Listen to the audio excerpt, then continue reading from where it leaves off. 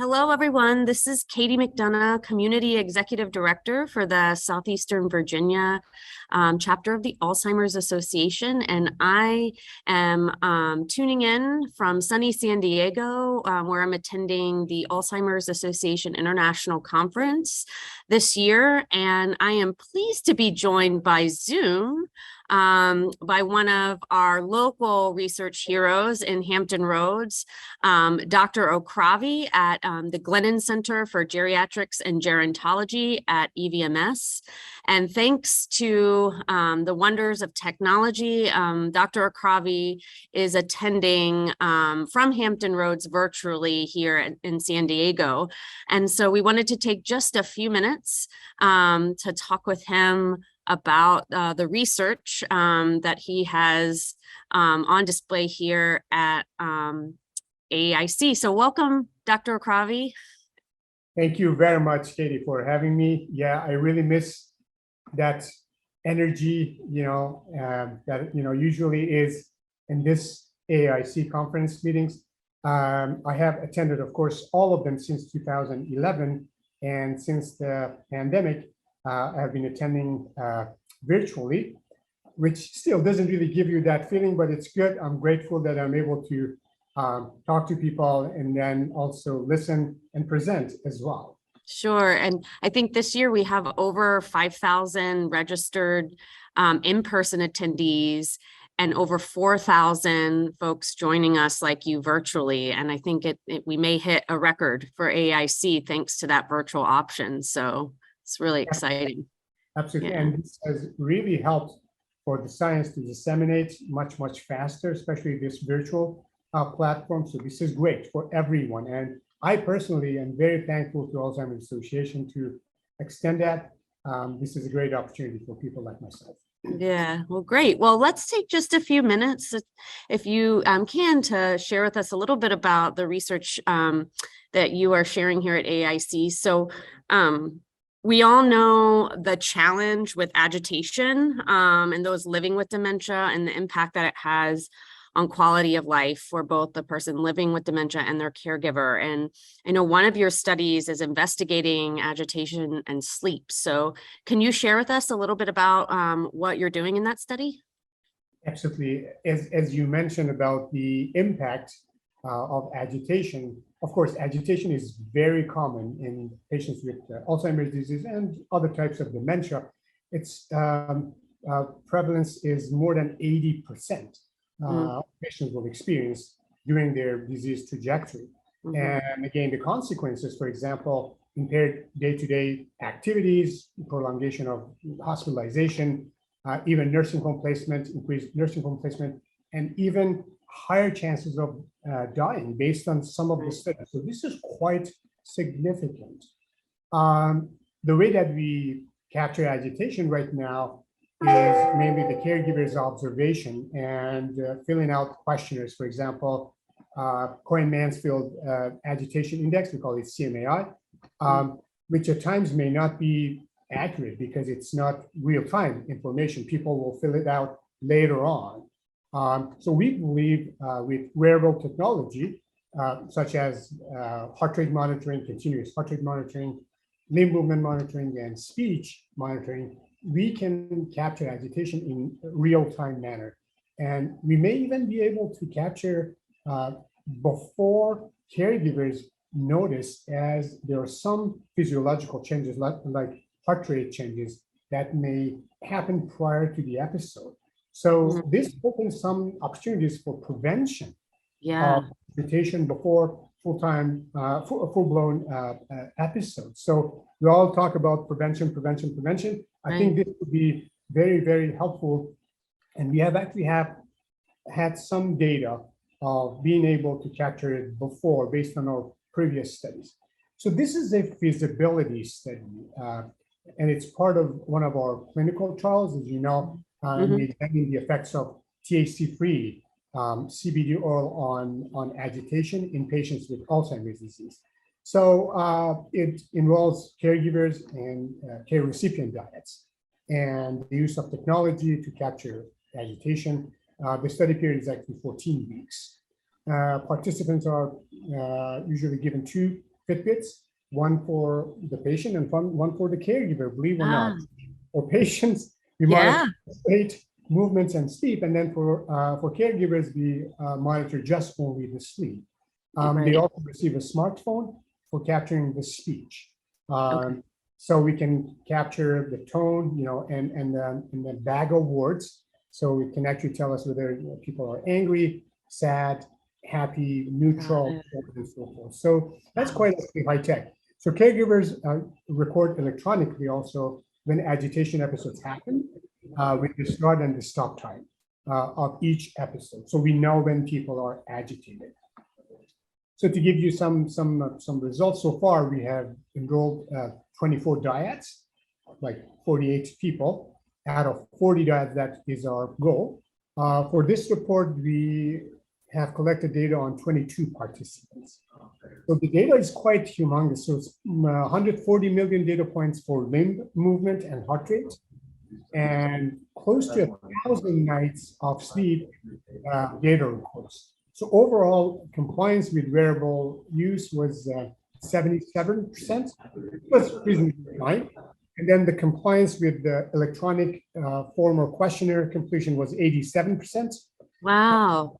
That was very good. So as you can imagine, these are people, the caregivers, most of them are geriatric population themselves over age of 65, and some of them actually in their 90s, but they were able to use technology reasonably well with some help. So the only thing is that electronic alert for agitation episodes were recorded by the caregivers only 50% of the time. And I can imagine it's just because probably they're busy when people are, of course, getting at that time. Yeah.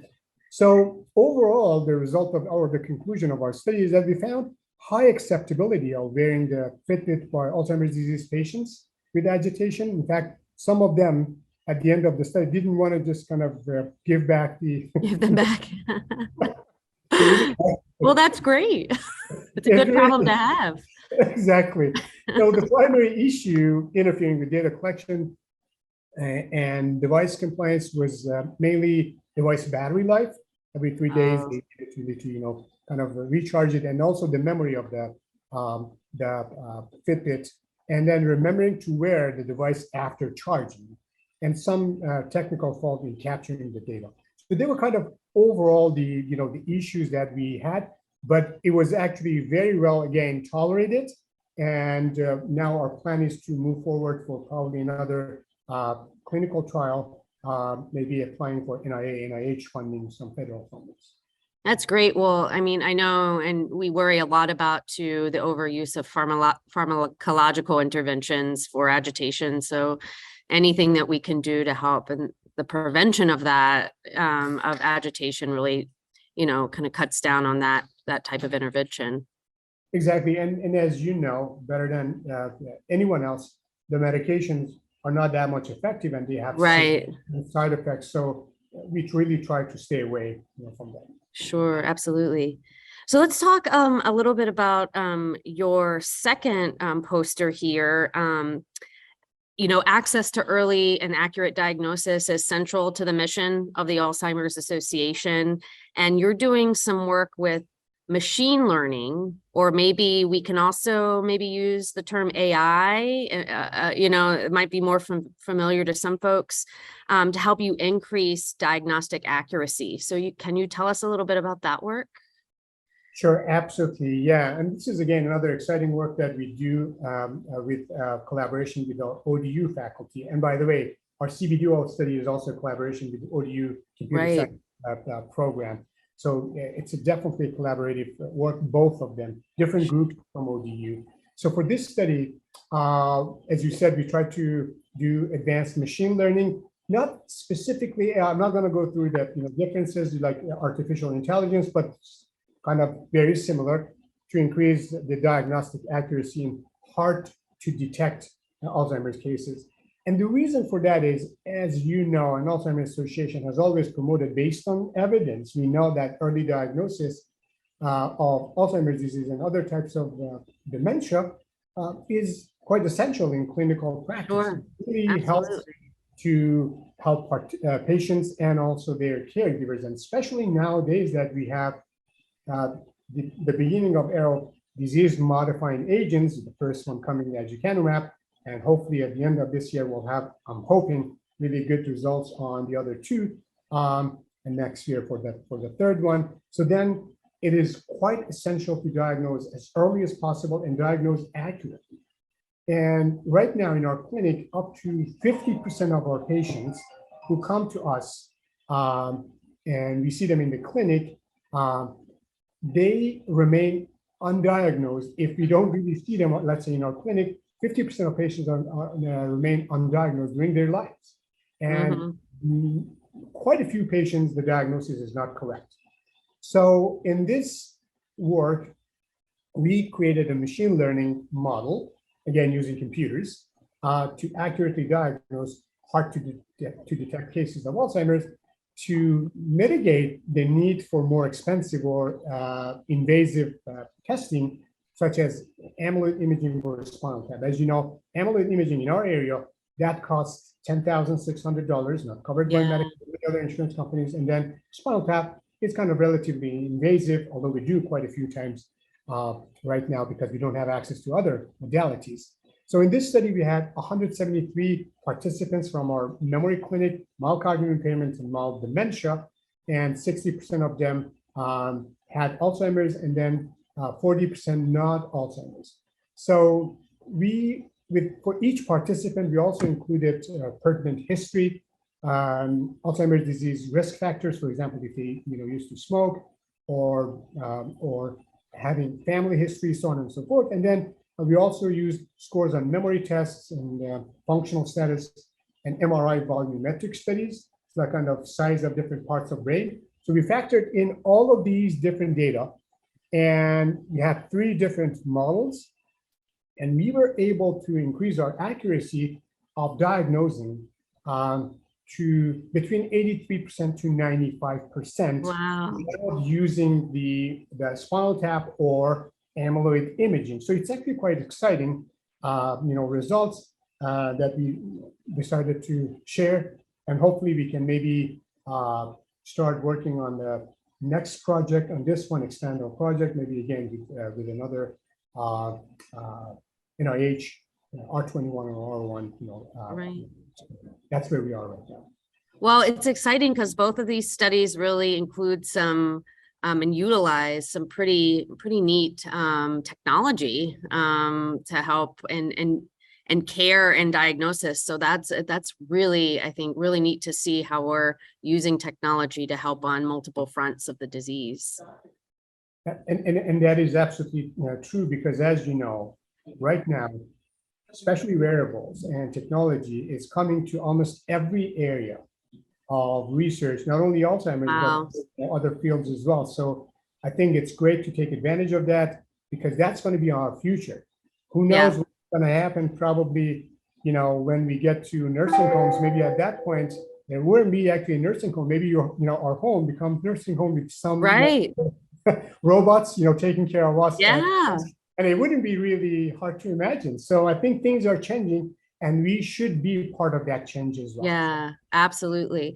Well, Dr. Okhravi, I know we both have some sessions to get back to here at AAIC. So I wanted to thank you for just taking the time to share with our community in Southeastern Virginia just how we are definitely on the map when it comes to this global research. And we thank you for being a leader locally and globally. And we're just, I'm so proud of our partnership and of EVMS and ODU and the larger Hampton Roads community for the work that we're doing to end Alzheimer's. So thank you. Thank you very much, Katie. I really appreciate it. And I really look forward to working with you. Of course, I've been working with you within the last several years. It's such so much of joy, and hopefully we can increase it and strengthen our collaboration. Absolutely. All right. Well, you take care. Have a great AAIC. Thanks, everyone, for tuning in. Thanks. Bye.